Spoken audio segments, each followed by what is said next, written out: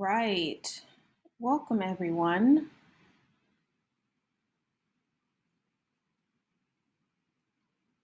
So I'm going to get started. Welcome to our session titled Engaging Students with Disabilities in the Era of COVID-19.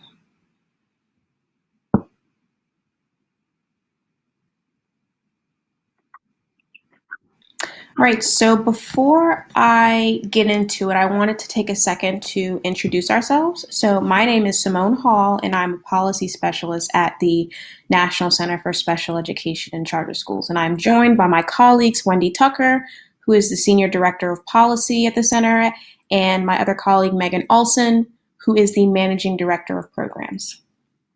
And to give a little bit of background on the center, so our organization has been in motion for the past 7 years, working to proactively engage stakeholders in ensuring students with disabilities are able to access and thrive in charter schools should they so choose to attend. And our work is conducted within 4 buckets.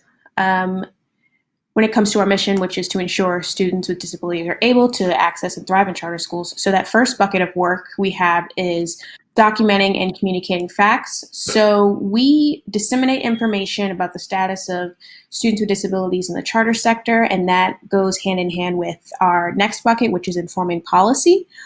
So we track and inform policy at 3 levels, federal, state, and local, and that is a part of our efforts to engage in the national discussion around students with disabilities in charter schools. Third, we develop coalitions by bringing together stakeholders to change the status quo for students with disabilities. And finally, we build capacity by engaging stakeholders to leverage the opportunities created by charter school laws. Now, why does all this matter? Simply because of the 300,000 plus students with disabilities that are in the charter sector. So today we are going to begin with covering the crisis that has been presented to us by the ongoing pandemic, followed by an in-depth look at recent policy and guidance around special education and COVID-19. Then we'll get a little bit into tangible practices that we hope that you're able to take back to your schools, and then close with some key takeaways and resources. So let's get right into it. So here we are, 8 months in to this ongoing coronavirus pandemic, and we've seen a number of challenges that have arisen in education, including online learning. And what we've seen is that remote learning, has been challenging for all students, let alone students with disabilities. And given that some are beginning to transition back to in-person learning, some are continuing with remote learning. For this year, it's critical that educators find ways to help students with disabilities thrive in the online setting. And then when it comes to returning to in-person instruction, as schools do begin to do that, there are going to be new hurdles because students have suffered loss, trauma, death of loved ones. So it's important to incorporate trauma-informed practices in the classroom. And then finally, you see discipline. I'm sure many of you know, if you follow a lot of the data that has come out recent months and even in previous years, you'll know that students with disabilities are disproportionately disciplined.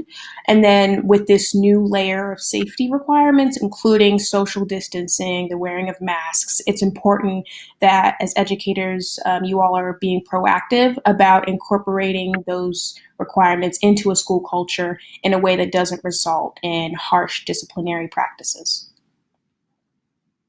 So with all this, we've seen that this year so far has been a strange one, and it will continue to be quite honest. And it even started before the school year began. So with 2019 and 2020, the year ended abruptly. And we saw that some school systems underwent a quick transition from in-person to remote, while many others, many others just ended the year entirely. So there was just no learning for several months. And over the summer vacation that we sort of had, vacation, I wouldn't probably call it a vacation, but you saw a lot of conversation, action plans being put into place to begin to visualize how this remote start to the year would look. And as I mentioned earlier, you're seeing a back and forth between in-person and remote. Some schools are slowly beginning that. I'm sure some of you saw New York City is actually going to be closing their schools back up after planning to reopen. So, and then finally, new health requirements. So that'll continue to be put in place. We're inching more and more towards a vaccine. So, but these health requirements will continue to be in effect. And all of this has led us to a time of reckoning. So this time is actually not at all the time to roll back civil rights. It's actually the time to roll up your sleeves and figure out how to make things work, which is what we hope to discuss with you all today. And with that, I will hand it off to my colleague, Wendy, who will go into some policy and guidance. Thank you, Simone. Can you hear me? Yes. Am I echoing? Nope. Okay, good. Hello, everyone. As Simone said, I'm Wendy Tucker. I'm the Senior Director of Policy at the Center, and I am so happy to be here. I can't see anyone or anything other than the slide deck because I'm sharing my screen, but Simone is going to be watching the chat. So if you have some questions or anything, or you want to send anything in the chat, please do that and know that we're looking at it. So I'm going to talk to you a little bit about the guidance that's come out from the federal government. And then Megan Olson is going to talk to you about how to do great things for kids with disabilities in these crazy times. So first, I have to start as a lawyer to tell you I am a lawyer. I am not your lawyer. If you have specific legal questions, obviously talk to your lawyer. This is not legal advice.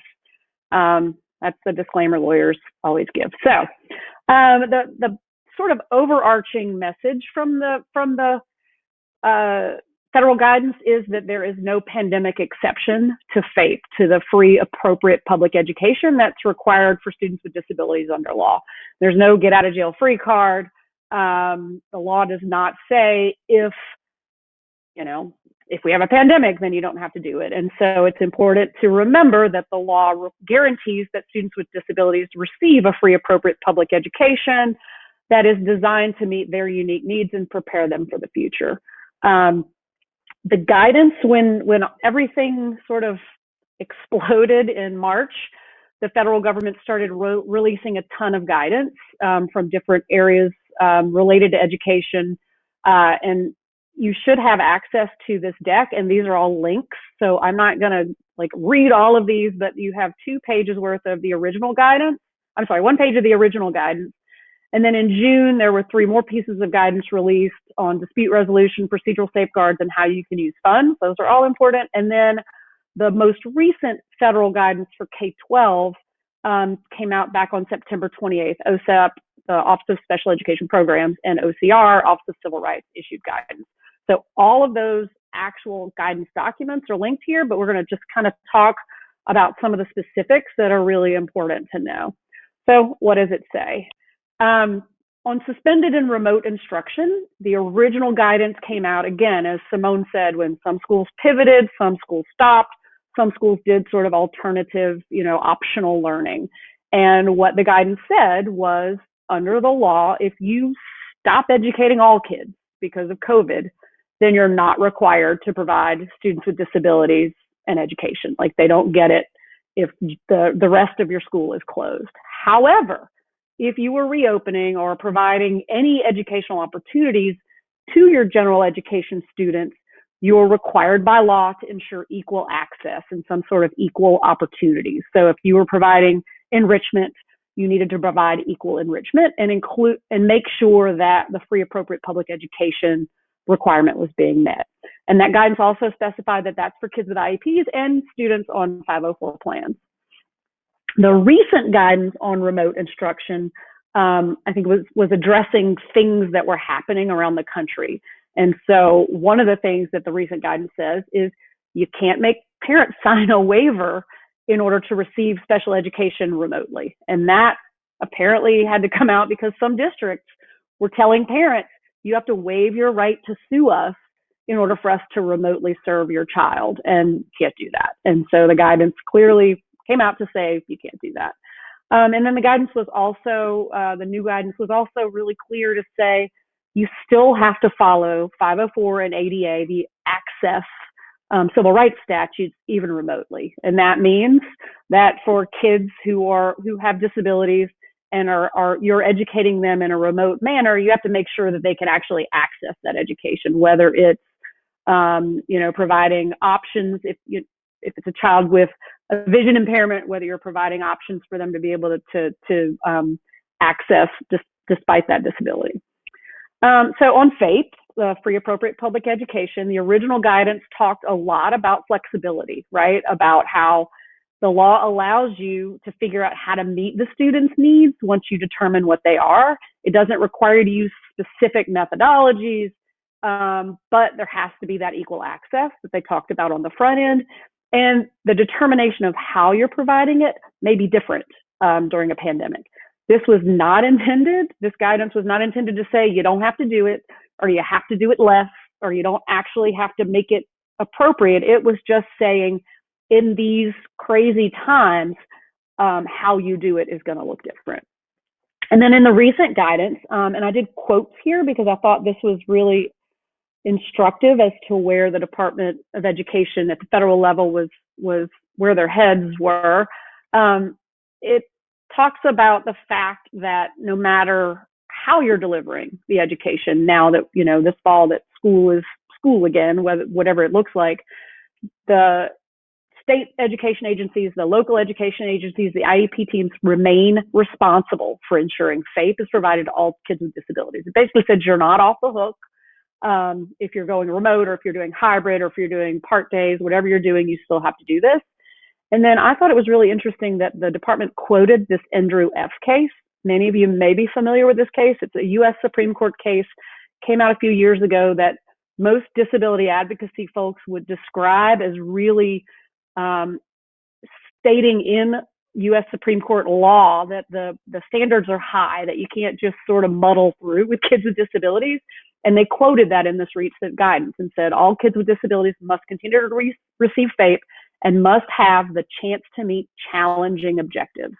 So it's not, just sort of like going through the motions, that you really still have to aim high and have high expectations.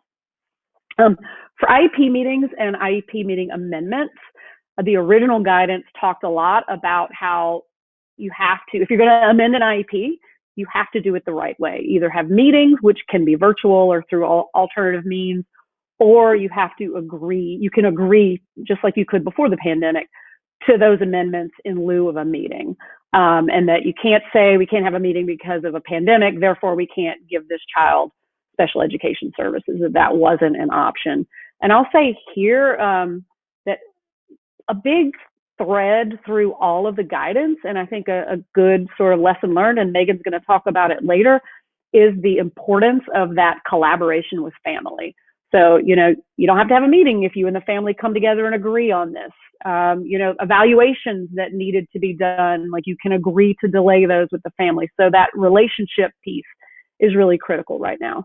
And then the last piece on this in the early guidance was the Office of Civil Rights exercised enforcement discretion on some of the HIPAA regulations. So they kind of said, we're not going to enforce this rigidly so that these online platforms could be used.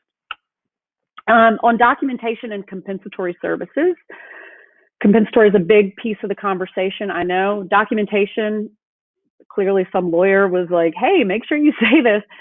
Carefully document everything. Document your communication. Document the services you give. Document all of the decisions so that you'll be able to show, like in a later time when things get back to normal or to a new normal, whatever that might be, what exactly has happened with each of those students. And for purposes of compensatory, they talked about the fact that compensatory may be appropriate for specific students, for kids with IEPs or kids with 504s, based on each student's specific situation.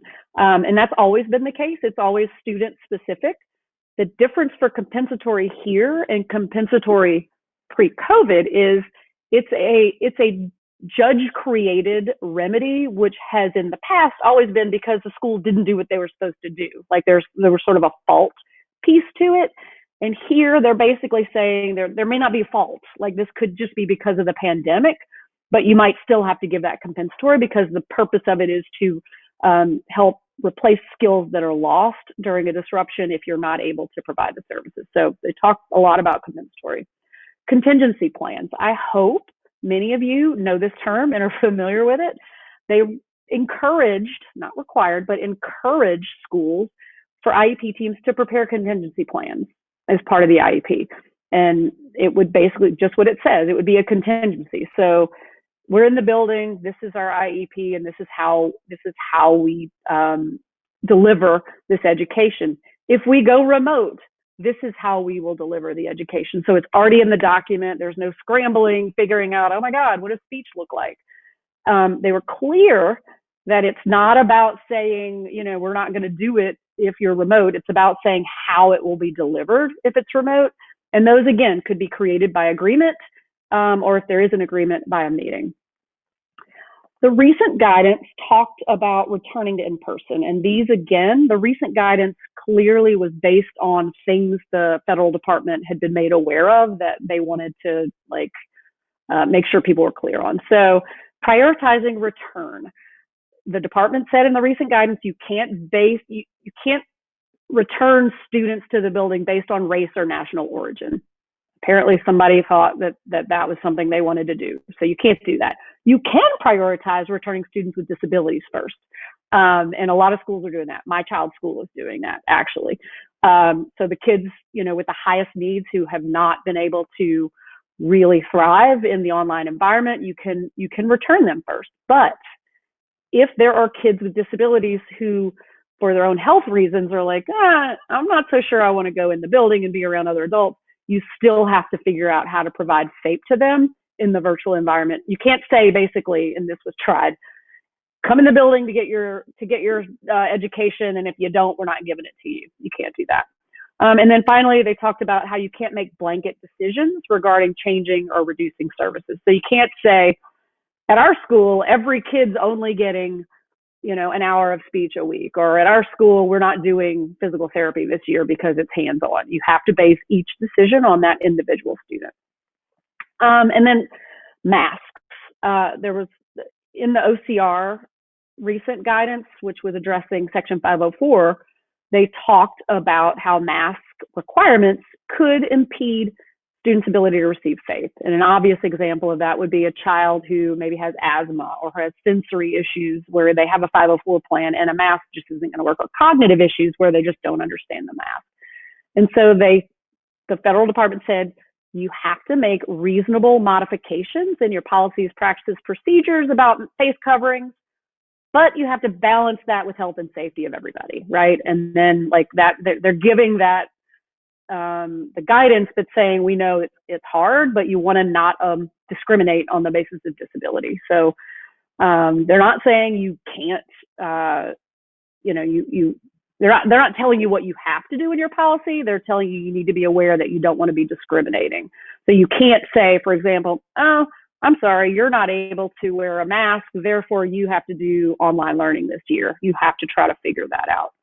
And then the final recent guidance that I wanted to point out was extended school year, ESY services.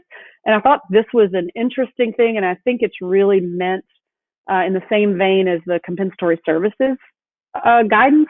They really talked about how the fact that this past summer, a lot of schools probably didn't do ESY, right? They probably didn't have their buildings open for in-person contact because buildings were closed in March and many didn't reopen. And then in that case, when schools are reopening, or even if you could figure it out in the virtual setting, maybe you could consider doing ESY during the school year or during breaks or vacations. So they're really expanding sort of how they're looking at ESY. So I thought that was important. And then I think the final slide for me is a lot of folks were holding out for waivers, right? They were like, this special ed stuff is hard and we can't do this. There's a pandemic. Congress said to Betsy DeVos, we're going to do this CARES Act. Let us know in 30 days what waivers you need so that we can consider putting them in the act. And she said no. She did not ask for any substantive waivers. There were some minor things that don't impact any of this. And so IDEA, the FAPE requirement, the least restrictive environment requirement are all intact. Like the law has remained the same for educating kids with disabilities. And that goes back to that no pandemic exception. And so then Your complicated job is how to do all of that in this new environment. And with that, I'm going to turn you over to Megan. Thanks, Wendy. And if you can hear me, just a thumbs up. Great. All right. So I wrote down so many things that you said that I want to make sure to reiterate during this next section. So in terms of FAPE during COVID, let's see here, slide. Oops, sorry. It's totally fine. Some of us, I feel like, have worked in education and felt like we did this work to try to disrupt the status quo. And now it's sort of like, look, the disruption has happened for us. Yes, it took a global pandemic, but here we are at a moment where we have an opportunity to really like redesign what we were doing, knowing that what we were doing before didn't really have equitable outcomes for a lot of different learners, especially students with disabilities. And so we're trying to lean into the immense challenge on our table right now, and try to pull out what are the practices, what are the systems we can redesign. Like I said, where are the opportunities? Because there actually are a lot of opportunities in this moment. Next slide. So we want you to focus on three things. We've also seen and talked to schools across the country that when they are focusing on these three things, and we'll give some really great examples under each one, the success that has been met amidst all the challenge and the back and forth and the change. There's a degree of stability when they focus on these three things. So the first is building strong relationships, prioritizing structured flexibility is the second, and then practicing compassionate empathy. So for the first one, building strong relationships, as Wendy said, the collaboration with families is mission critical. And I would say it's really like a partnership. And what we've seen is that, when it was March, April, May, schools are doing a lot of needs assessments for families. And I think initially it focused a lot on access to technology. I think at that moment, we didn't realize it was going to be more than 2 weeks or a month. Many schools have since incorporated into some of those needs assessments really more of like wellness checks. And what we've heard a lot is that the types of questions that you ask are really important. And so beyond just like, hey, how's it going? Or do you have X, Y, or Z? But asking questions about how has this experience been for you, your family, the student, and really digging into have your finger on the pulse of the moment itself. A lot has changed, and things are actually changing somewhat on like a weekly, daily basis. And so this really just needs to be ongoing. The dialogue about how the impact of both COVID-19 and other intersecting moments has played out for families and for the school community is really important. Being open and honest. I don't think anyone is expecting someone to have a crystal ball and have the answers and see into the future, but the ability to say, I'm not sure, but whatever it is, we'll figure it out, is huge. Or being honest that, we weren't planning. New York school leaders right now are probably saying, we weren't planning this, but we knew it was a possibility. And here we are at 3:00 on what's today, Wednesday, and the 18th, and we know we aren't opening tomorrow. And we just have to figure this out.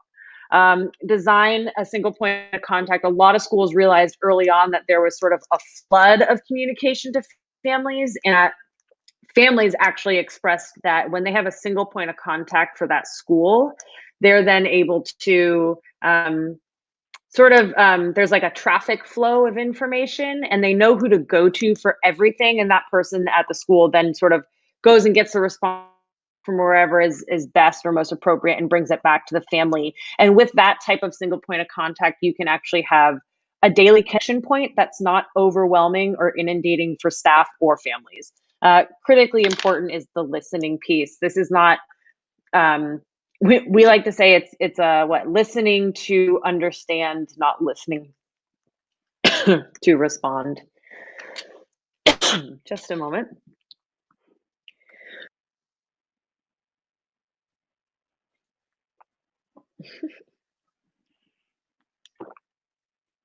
Ah, 2020. And then getting to the place of co-creating expectations and co-creating the learning environment with families. Like that is the ultimate goal. and that you believe in their partnership and you honor their input and their voice so much that you are co-creating what's in front of their kid, your students, or what's going on in various spaces. And then making sure to support the ongoing learning of your families. I'm going to get a sip of water and ask that people throw in the chat box 1 to 2 things that they've either done or learned from increasing collaboration with families.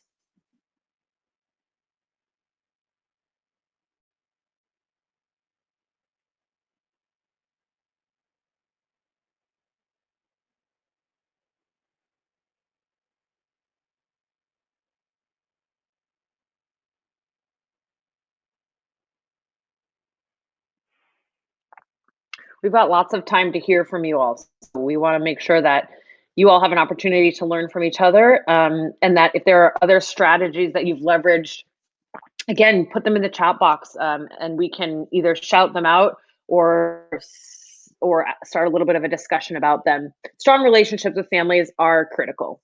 They're not optional, they're critical. And the relationship piece, like Wendy said, is first and foremost of utmost importance.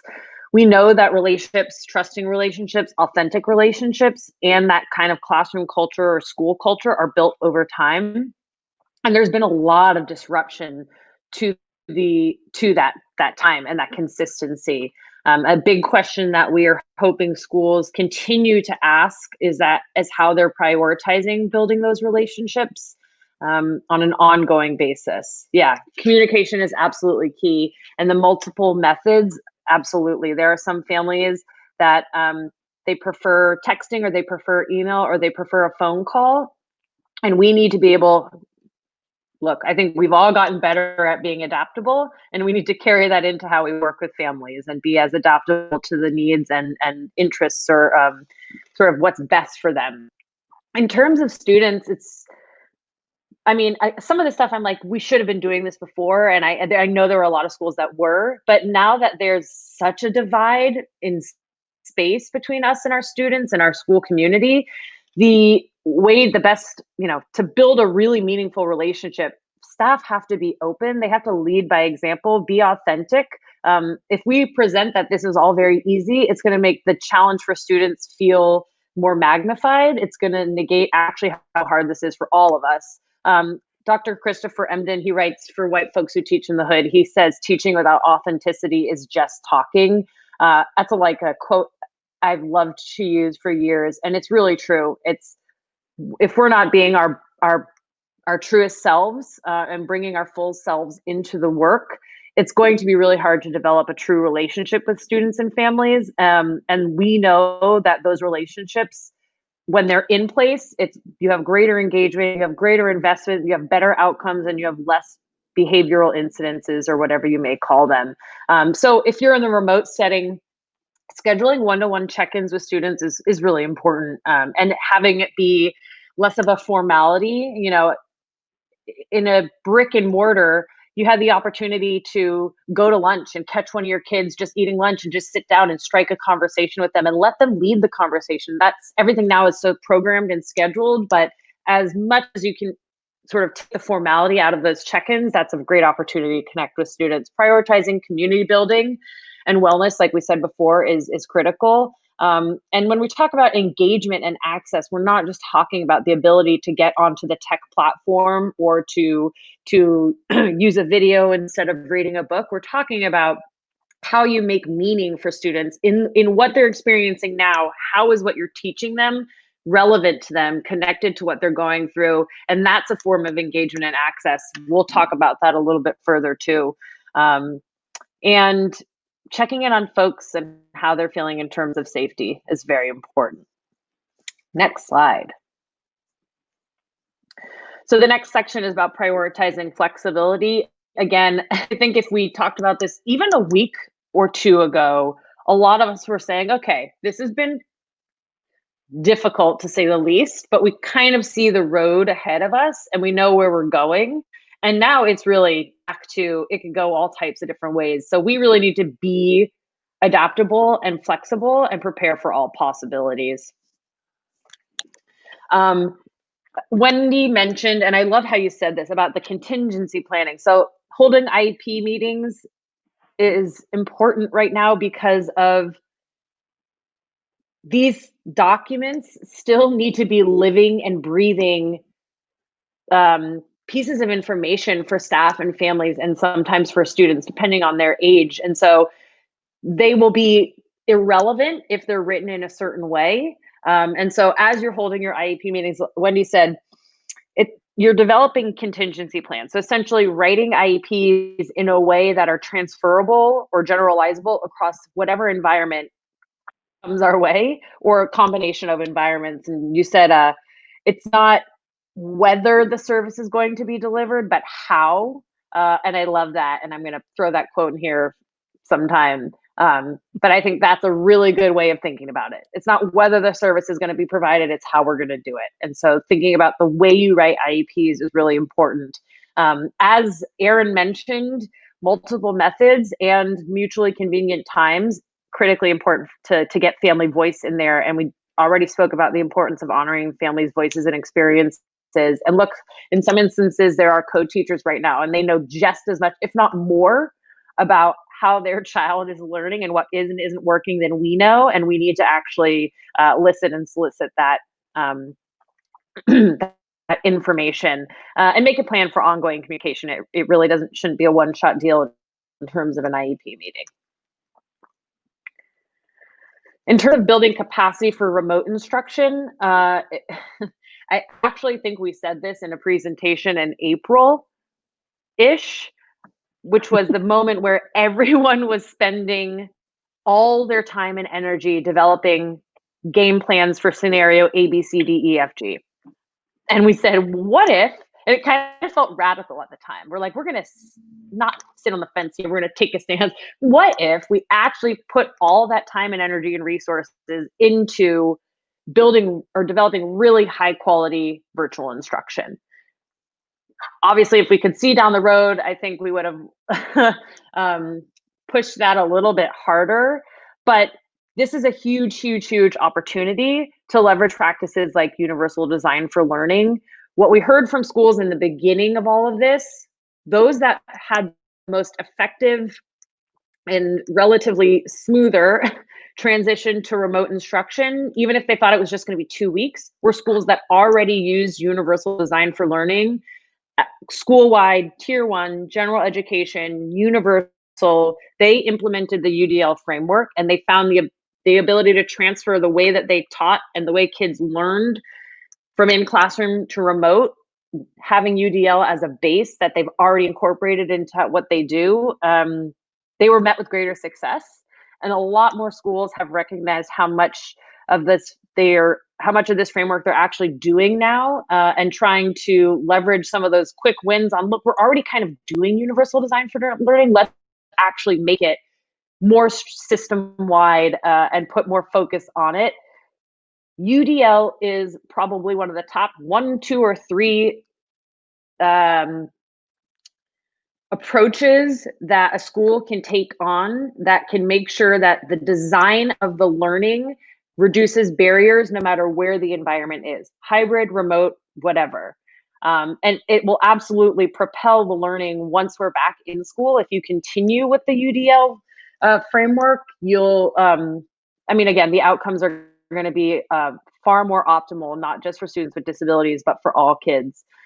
Continue to assess the capacity of educators, the skills, the knowledge, also just I've heard this a lot in the last 2 weeks. It's kind of a fresh thought, but just like the fatigue with how we've been teaching. Sometimes educators need new tools in their toolkit. And so if we're sticking remote for a while, which welcome to the party, New York, I think we're going to have to continuously build the toolkit of educators and not just think that what we're doing now is enough for as long as we need to be remote. Let's just keep ramping it up. And the only thing I'll say as we transition to the next slide is that some schools in the beginning leverage some kind of working group to try to figure this out across disciplinary working group. And those working groups have been problem solvers and continue to be really to add value to how we look at the quality of our instruction and just our general school design, because again, as we know, things keep changing. We like to talk about how students are accessing content. I think that's probably been the focus of what we've done for the last since April. Like, how are students going to learn? How? But we can't lose sight about what students are learning. So COVID-19 is not the only 2020 experience that we are having, especially with the intersecting moments of the murder of Breonna Taylor and George Floyd, all the political stuff that's going on. And we're all at home watching all of it play out. And that includes families and students. And so it's really important that what students are learning is as of value as how students are learning. And so along with a UDL framework, bringing in culturally sustaining pedagogy and weaving that into the UDL framework, I mean, they are so aligned in terms of what they're trying to, in terms of what they achieve. And then obviously just continuing to diversify instructional practices. And I'll lean on the synchronous, asynchronous here as we go to the next slide, which is, it is really important schools hold of equal value synchronous and asynchronous learning. One is not better than the other. And that is differentiation right now. Is for some students and some families, we need asynchronous or we need synchronous. And again, holding those of equal value is very important. We talked about the importance of families. And I actually think this first bullet is a Wendy quote as well. But this is like the first time for a lot of families, unfortunately, that they have a direct lens into how their child's IEP is implemented, how those goals and those skill building live in the curriculum and the design of your school.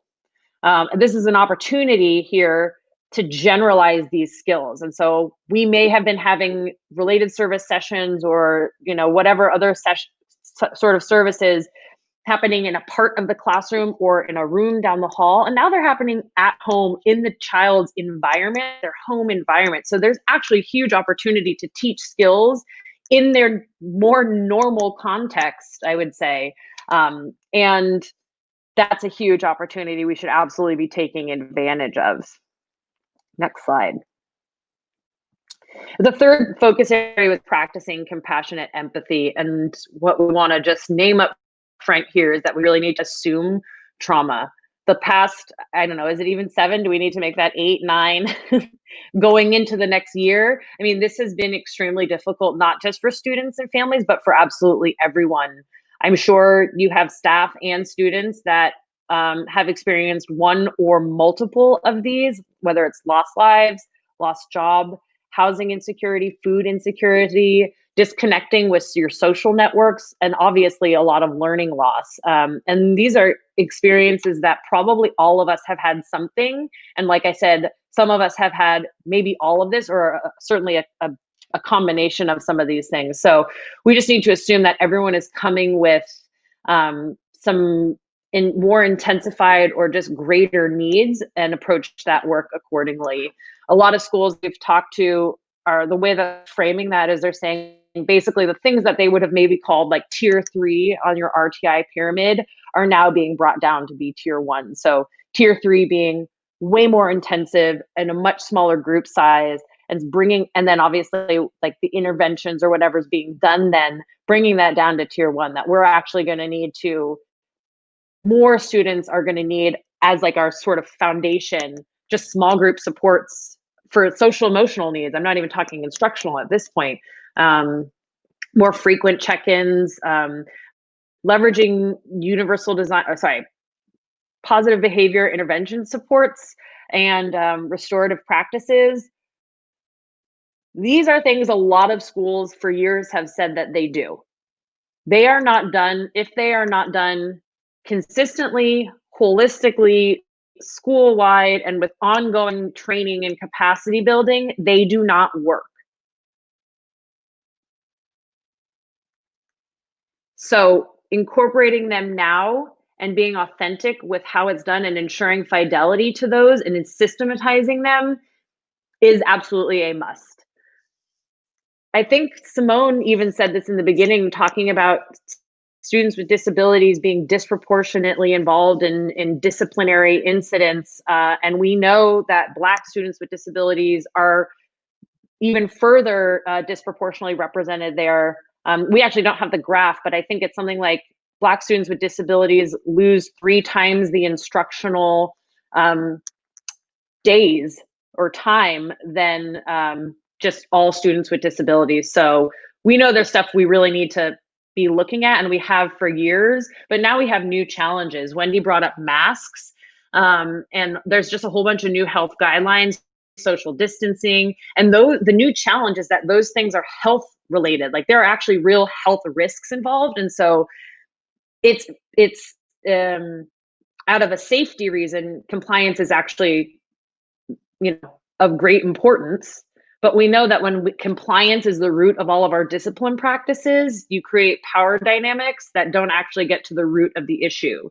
So again, we know this, but suspensions don't change behavior.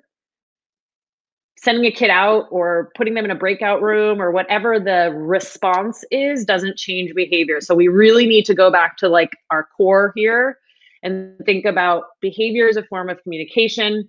It's generally expressing an unmet need or a lagging skill, and we need to figure out what they're communicating, what their need is, and what the skill is. And as educators, it's our job to build those skills and support those gaps or fill those needs, or support those needs, fill those gaps. And so more than ever, we need to rethink discipline. Wendy and our partners at the National Center for Learning Disabilities co-authored a piece on disproportionate discipline during COVID, emphasizing 3 things, which which you will probably see through lines to what we've been saying this entire time, which is robust communication and proactive communication, collaborative planning with families and staff of all kinds of different staff in your school community, and then a commitment to a holistic approach. Some key takeaways that we have, and then we can open the floor to just some questions or even general discussion. I would love to hear what is resonating with you all, and what some of your experiences have been. And we've got the time to engage a little bit. You are the ones I can see your roles. You are the ones on the front lines. So that would be valuable to share with one another. Some takeaways. As Simone mentioned, this whole pandemic has really caused some unprecedented challenges. I don't think I've ever used that word as much as I have in the last however many months it's been. But again, you all are the ones that are experiencing those challenges. And what we know is that there are more challenges than solutions, but there certainly are solutions. That doesn't, regardless of the challenges, as Wendy said, there is no get out of jail free card. There's no pandemic exception to FAPE in the LRE for students with disabilities. So again, let's focus on not whether the service is going to be provided, but how. And we're actually working on a tool right now that essentially gives key considerations, key questions, and ways to actually think about, conceptualize, and develop and ensure FAPE in the virtual environment for students with disabilities. And so definitely engage on our website and see as that comes out. And then bottom line, we actually are in a really opportune moment to redesign what school was. Flat out, it would be a shame if it went back to how things were. We shouldn't be striving to get, quote, back to normal. We should be using this as an opportunity to do all the things we know we should have done, but we didn't feel like we could because we were maybe stuck in our ways, or the priorities and the urgency weren't there. Building strong relationships, prioritizing flexibility. I like to say, like, consistently be flexible. Thinking beyond what you thought before, like thinking beyond the 4 walls of your classroom, thinking beyond the 9 to 5 or whatever your school day was. We can be a lot more creative now, actually. And then practicing compassionate empathy and being authentic with both your students and your families and really listening. We're all on a learning curve, every single one of us. And so the collective brain power right now is really valuable. So with that, questions that folks might have, or again, even just things that they want to share anything that we've said that resonates with you or you have had an experience around?